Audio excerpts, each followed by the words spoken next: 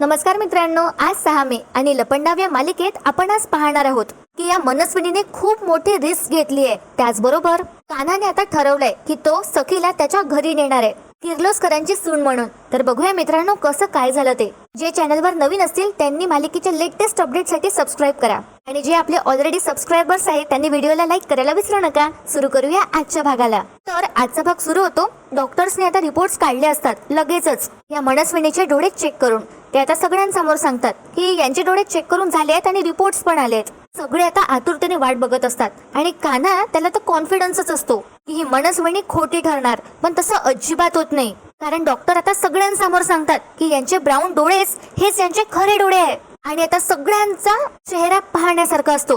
कान्हाला तर खूप मोठा धक्का बसतो। समोर आपल्याला कळणार आहे की मनस्विनीने हे सगळं कसं मॅनेज केलंय। आता परशु आणि उर्मिला या काही लोकांना तर असं वाटतं की बरे बाबा ही सरकार नाहीये आणि आपली तेजस्विनी वहिनीच आहे। पण आता काय होतं, कान्हा एकदम असा पॅनिक होतो आणि डॉक्टरांना म्हणतो, डॉक्टर असं होऊ शकत नाही, तुम्ही परत एकदा तपासा, पुन्हा एकदा चेक करा। ही बाई आहे ना, ही खोटारडी आहे, काही पण करू शकते। त्यावर आता हे डॉक्टर म्हणतात, पण कोणी काही जरी का करू शकलं तरी आमच्या मशीनला कसं फसवू शकणार? नाही, आम्ही येतो, आता आमचं काम झालंय। त्यावर आता सखी म्हणते, हो या तुम्ही, थँक्यू डॉक्टर। तर मित्रांनो, आधी तर मला असंच वाटलं होतं की हा जो डॉक्टर आहे त्याला कदाचित या सरकारने विकत घेतलं असेल, पण नाही, तिने खूप मोठी रिस्क घेतली आहे। समोर आपण बघूया। आता डॉक्टर्स इथून निघून जातात आणि कान्हाला या मनस्विनीचा प्रचंड राग येतो। कान्हा आता या मनस्विनीच्या जवळ जातो आणि म्हणतो, कसं केलं तुम्ही हे? काय केलं नेमकं तुम्ही? तर आता ही मनस्विनी घाबरण्याची ऍक्टिंग करते, तिच्या कानावर वगैरे अशी हात ठेवते, तिला त्रास होतोय असं दाखवते। तर आता सखी कान्हाला म्हणते, कान्हा माझ्या आईपासून दूर हो। सखी कान्हावर खूप मोठमोठ्याने ओरडत असते। तर कान्हा सुद्धा म्हणतो, मला त्यांना विचारू देत, त्यांनी हे सगळं कसं काय मॅनेज केलं? त्यानंतर कान्हा या मनस्विनीला म्हणतो, तुम्ही डॉक्टरांना मॅनेज केलं का की त्या मशीनला मॅनेज केलं? काय केलं नेमकं तुम्ही? तुमचा हेतू काय आहे? मला माहितीच आहे तुम्ही खोटे आहेत। कान्हाचं आता असं बोलणं सुरूच असतं तितक्यात सखी कान्हाला जोरात थोबाडीत मारते, तेही सगळ्यांसमोर। आणि तो आवाज इतक्या जोराचा असतो की ही मनस्विनी स्माइल करते आता आणि परशुला सुद्धा आनंद होतो, पण बाकीच्या घरच्यांना सगळ्यांना आश्चर्याचा धक्काच बसतो। कान्हाला सुद्धा खूप अपमान झाल्यासारखं वाटत असतं आता।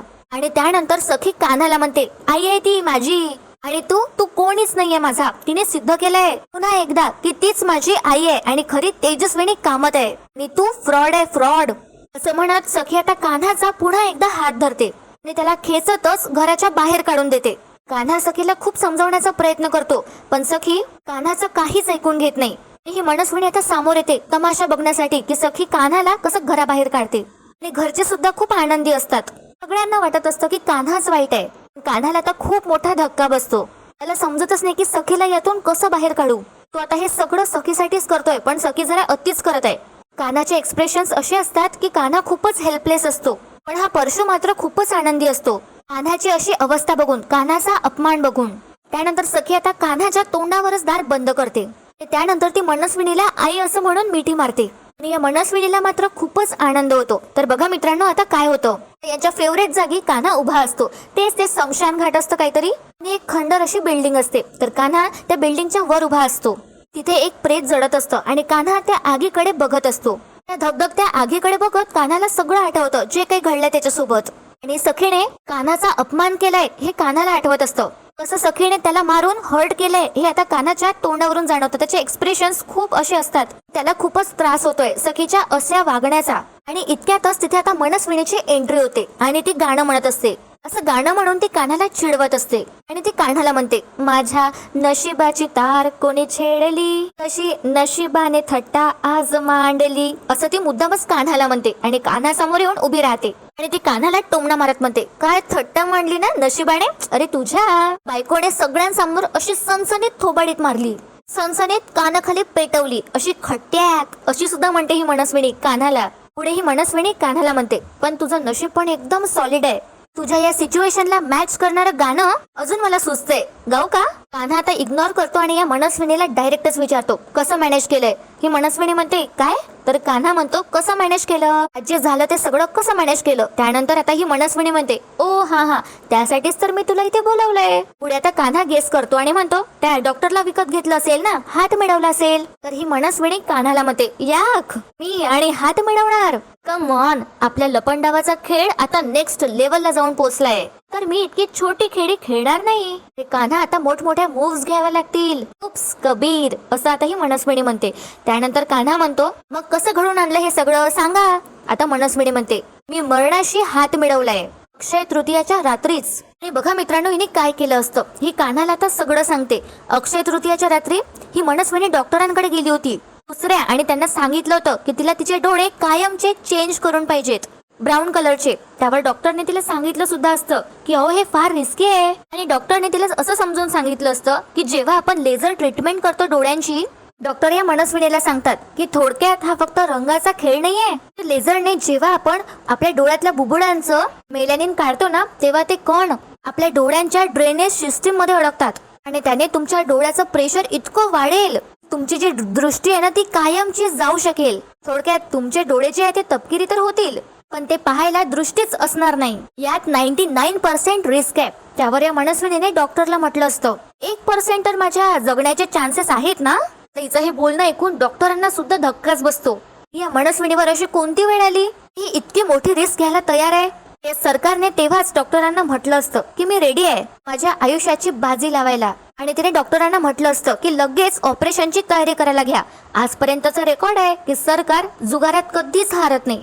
डॉक्टरने परत एकदा समजवण्याचा प्रयत्न केला असतो आणि म्हटलं असतं सरकार ऐका, तर ही मनस्विनी त्याचं एक ऐकत नाही.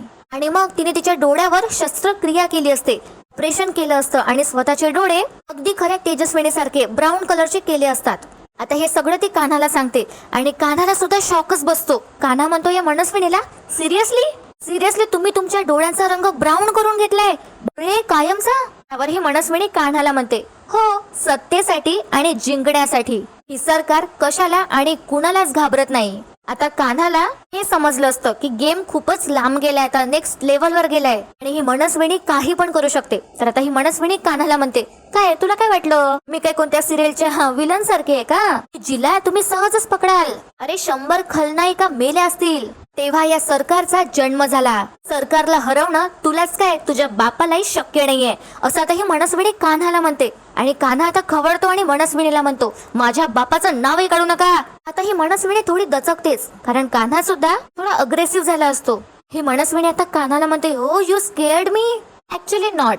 इतका राग, बाय द वे काय नाव काय तुझ्या बाबांचं. आणि लगेच ही मनस्विनी म्हणते, लिव्ह इट, मी इंटरेस्टेड नाहीये. तुला इथे का बोलवलंय माहितीये का, तुला तुझी लायकी दाखवण्यासाठी, तुझी जागा दाखवण्यासाठी. काय रे मागच्या वेळी काय म्हणाला होतास. आणि ही आता कान्हाची ऍक्टिंग करू लागते जसं कान्हाने म्हटलं होतं तसंच. आणि जी म्हणते, हे कुरुक्षेत्र आहे आणि मी कृष्ण आहे, असंच म्हणाला होता ना तू. असं म्हणून ही मनस्विनी कान्हावर हसते आणि त्याला म्हणते, आणि मी तुला सांगते, त्या कलियुगाची कली आहे मी. लाव, जितका जोर लावायचा आहे ना लाव. हे महायुद्ध मीच जिंकणार. असं आता ही मनस्विनी कान्हाच्या डोळ्यात डोळे टाकूनच म्हणते. आणि कान्हा सुद्धा आता हसतो आणि या मनस्विनीला म्हणतो, वाईटावर सत्याचा विजय होतो हे सांगतं महाभारत. आणि खोटं असत्य हे कधी जिंकू शकत नाही. आणि आता ही मनस्विनी कान्हाला दाखवते की तिला कान्हाचं बोलणं बोर होत आहे. आणि गाणं म्हणत ही परत तिथून आता निघून जाते. कान्हा आता स्वतःला म्हणतो, त्याने ठरवलंच असतं. तो असा म्हणतो, सत्य उघडकीस आणल्याशिवाय मी शांत बसणारच नाही. आता काही लोकांना बासरीचा सूर नाही तर सुदर्शन चक्राचा सूरच कळतो. तर या मनस्विनीला मी तिच्याच भाषेत उत्तर देणार आहे आणि सखीला हिच्या तावडीतून मी सोडवणार आहे. मस्त कान्हाने दोन्ही हात असे कमरेवर ठेवले असतात त्याच्या आणि तो हा डायलॉग म्हणतो. इथे आता सीन शिफ्ट होतो.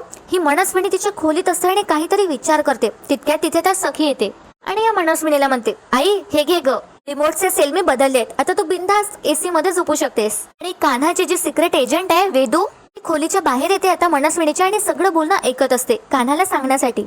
आता ही मनस्विनी सखीला म्हणते, काय ग सखी किती काळजी करतेस माझी. सखी म्हणते, काय नको करू, इतक्या वर्षांनी मला माझी आई परत मिळाली आहे आणि माझं तुझ्याशिवाय आहे तरी कोण. अगं आई तूच माझं सर्वस्व आहेस आणि म्हणूनच तुझ्याविषयी कोणी काहीही बोललेलं मला अजिबात चालत नाही आणि मी सहन पण नाही करणार. त्यामुळेच मी आज ही सभा भरवली होती. त्यावर आता ही मनस्विनी मुद्दामच सखीला म्हणते, जाऊ दे ना, शेवटी तो कबीर पुन्हा खोटं ठरला. पण अगं सखी मला अजून एका गोष्टीची आहे ना भीती वाटतेय. सखी विचारते, कसली भीती. मनस्विनी म्हणते, अगं तो तुझी प्रॉपर्टी मिळवण्यासाठी अजूनही प्रयत्न करतोय, अजूनही त्याचा तुझ्या प्रॉपर्टीवर डोळा आहे, तुझी सही मिळवण्यासाठी तो अजूनही धडपडतोय. वेदू आता सगळं ऐकत असते. आता सखी या मनस्विनीला म्हणते, नाही त्याला माझ्याकडून कोणत्याच पेपर्सवर सही मिळणारच नाही. आता ही मनस्विनी सखीला त्यावर म्हणते, पण एका पेपरवर तू त्याला सही देच. सखी आश्चर्यानेच विचारते, कुठला पेपर? मला नाही कळलं. आता ही मनस्विनी सखीला म्हणते, तुला आठवतंय का मगाशी मी तुला सांगितलं होतं, कबीरचा हा आरोप जर खोटा सिद्ध झाला तर मी मागेल, तू मला देशील. सखी म्हणते, हो आई, आणि मी तुला होकारही दिला होता. सखी बिचारी स्माइल करते आणि म्हणते, सांग काय हवंय तुला. तर बघा मित्रांनो, ही मनस्विनी आता सखीच्या मनात भरून देते आणि सखीला म्हणते, सखी तू माझ्यासाठी डिवोर्सच्या पेपरवर सह्या कर आणि त्या कबीरला पाठवून दे. सखीला आता हे अजिबात अपेक्षित नसतं आणि सखीला धक्काच बसतो हे ऐकून. आणि दुसरीकडे आता कान्हा घरी आलाय आणि अपर्णा कान्हाला म्हणते की तिला हळदी कुंकू करायचंय. तर कान्हा म्हणतो, हळदी कुंकू? अपर्णा म्हणते, हो, चैत्र महिना आहे ना, म्हणून मला माझ्या सोनेचं सखीचं हळदी कुंकू करायचंय. आता कान्हाला जरा टेन्शनच येतं परिस्थिती बघता. कान्हा आता अपर्णाला म्हणतो, बरं आई मला सांग, तुला चैत्र महिन्यातच हळदी कुंकू करायचंय की सखी बरोबर हळदी कुंकू करायचंय? अपर्णा म्हणते, सखी सोबत. तर आता कान्हा म्हणतो, बरोबर ना, म्हणजे मग आता याच महिन्यात हळदी कुंकू केलंच पाहिजे असं नाहीये ना? अपर्णा म्हणते, हा, म्हणजे केलं असतं तर मला बरं वाटलं असतं, बाकी काही नाही. कान्हा तर खूप छान समजावून सांगतो त्याच्या आईला आणि म्हणतो, बरोबर आहे तुझं, बरोबर आहे, पण अगं आई त्यासाठी थोडा वेळ लागणार आहे, त्यामुळे जरा धीर धर. लवकरच तुझी सून आणि माझी बायको या घरात येणार आहे आणि ज्या दिवशी ती येईल ना त्या दिवशी तू चैत्राचा महिना मानून हळदी कुंकू साजरा कर, चालेल? तर अपर्णा स्माइल करते आणि मग ते चालेल. खरंच माझी सखी सुद्धा किती नशीबवान आहे, तिला इतका समजूतदार नवरा मिळालाय. अपर्णा सुद्धा आता आनंदी होते तिच्या मुलाचा समजूतदारपणा बघून. ती कान्हाला मिठी मारते. तर इथे आता सीन शिफ्ट होतो आणि सखीला आता टेन्शन आलं असतं, कारण सखीने डिवोर्सचा विचारच नसता केला आतापर्यंत. पण आता या मनस्विनीने म्हटल्यामुळे सखी सुद्धा आता विचारातच पडते. सखी गप्प असते म्हणून आता मनस्विनीच मुद्दाम सखीला परत विचारते, सखी अगं कुठे हरवलीयस? अगं मला आश्चर्यच वाटतं, तू त्याच्यावर, त्या मुलावर विश्वास कसाच काय ठेवला? अगं तो कधीच तुझ्याशी खरं बोललाच नसेल, कायम खोटच बोलत आलाय. मुळात त्याचं तुझ्या आयुष्यात येणंच खोट्याच्या आधारावर होतं आणि तो कुठल्या हेतूने तुझ्या आयुष्यात आलाय हे तर आपल्या समोरच आहे आता. त्यानंतर सखीच्या खांद्यावर ही मनस्विनी हात ठेवते आणि म्हणते, अगं सखी तो तुझा कान्हा नव्हताच कधी, तो कान्हाच्या वेशात कबीर किर्लोस्कर होता. बाहेर आता वेदू सगळं ऐकत असते आणि तिला समजत असतं की मनस्विनी हे सगळं मुद्दाम करतेय. त्यानंतर मनस्विनी सखीच्या मनात आणखी भरून देते आणि म्हणते, अगं तुझा पैसा, प्रॉपर्टी हेच त्याचं लक्ष होतं. आधी तो तुझ्या आयुष्यात आला, मग तुझ्याशी लग्न केलं, मग आपल्या बिझनेस मध्ये त्यांनी ढवळाढवळ केली. अगं सखी आपले 70 एम्प्लॉईज त्याने किर्लोस्कर कंपनीमध्ये ट्रान्सफर केलेत. आपलं इतकं मोठं टेंडर स्वतःच्या कंपनीकडे खेचून घेतलं आणि तू काय केलंस, त्याच्यावर विश्वास ठेवत गेली आणि त्याने तुझा केसाने गळा कापला, विश्वासघात केला तुझा.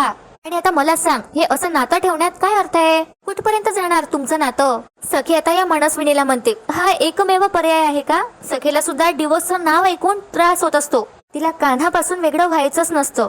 जरी ती वरवर कितीही कान्हाला दाखवत असली तरी तिच्या मनात अजूनही कान्हा असतो. आता ही मनस्विनी डोक्यावर हातच ठेवते, सखीचं लक्ष नसतं तेव्हा. आणि मग ही मनस्विनी परत एकदा सखीला समजावून सांगण्याचा प्रयत्न करते आणि म्हणते, सखी मला तरी दुसरा कुठलाच पर्याय नाही दिसत आहे आणि जितकं मी तुला ओळखते ना बाळा, मला नाही वाटत की तू अशा व्यक्ती बरोबर राहू शकशील. आता ही मनस्विनी इच्छा नसताना सुद्धा सखीचा हात तिच्या हाती घेते आणि म्हणते, सखी काही नाती ही सोडवायची नसतात, ती तोडून टाकायची असतात आणि दूर निघून जायचं असतं. सखी म्हणते, पण आई अगं डिवोर्स घेणं सोपं नसतं. त्यावर ही मनस्विनी म्हणते, बरोबर आहे तुझं, अजिबात सोपं नसतं. अगं डिवोर्स घेणं हा खूप मोठा निर्णय आहे. एका लग्न झालेल्या स्त्रीसाठी डिवोर्स घेणं ही किती मोठी गोष्ट असू शकते याची जाणीव आहे अगं मला. कारण मी त्या पिढीमधली आहे जिथे नातं टिकवण्यासाठी भर दिला जायचा. संसार टिकवण्याचे संस्कार केलेत आमच्या पिढीवर. आता सखी तूच बघ ना, एका बाजूला तू त्याच्यावर जीवापाड प्रेम केलंस आणि दुसऱ्या बाजूला त्याने फक्त आणि फक्त तुझी फसवणूक केली. आता हे कुठेतरी थांबायला हवं. आणि ही मनस्विनी खूप प्रयत्न करते सखीला समजावून सांगण्याचा, तिचं मन बदलण्याचा. ती सखीला म्हणते, अगं सखी जेव्हा एका बोटाला जखम होते ना तेव्हा ते बोट तोडून टाकावं लागतं. उशीर केला ना तर हातच कापावा लागतो, नाहीतर आपल्या जीवावर बेतू शकते. आणि वेळ खूप महत्वाची आहे. ही मनस्विनी आता मुद्दामच म्हणते. तसंही सखीला त्या कान्हापासून, माफ कर, त्या कबीर पासून वेगळं व्हायचंच होतं ना. तुला डिवोर्स हवाच होता, हो ना?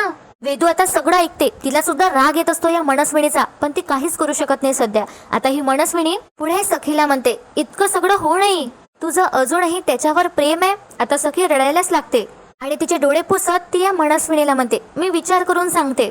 असं म्हणून सखी तिथून निघून जाते. वेदू पटकन तिथून साईडला होते, कोणाचं लक्ष जाऊ नये म्हणून. सखी गेल्यावर आता ही मनस्विनी अशी स्माइल करते. आणि मित्रांनो, आजचा भाग इथे संपतो, पण उद्याच्या भागात आपण पाहणार आहोत की मनस्विनीने म्हटल्याप्रमाणे सखी आता कान्हाला डिवोर्स द्यायला जाते, पण कान्हा आता नव्याने नात्याची सुरुवात करणार आहे आणि त्याने ठरवलंच आहे की आता तो सरकारचा चेहरा सगळ्यांसमोर आणणारच आहे आणि त्यासाठी तो आता खूप प्रयत्न करणार आहे. तर मित्रांनो, तुम्हाला आजचा भाग कसा वाटला कमेंट करून नक्की कळवा. व्हिडिओला लाईक करायला विसरू नका आणि चॅनलला सबस्क्राईब करा. आजचा व्हिडिओ टेक्निकल प्रॉब्लेममुळे थोडा उशिराच येईल, त्यामुळे माफ करा. भेटूया उद्या एका नवीन एपिसोड सोबत. तोपर्यंत एन्जॉय आणि खूप खूप धन्यवाद.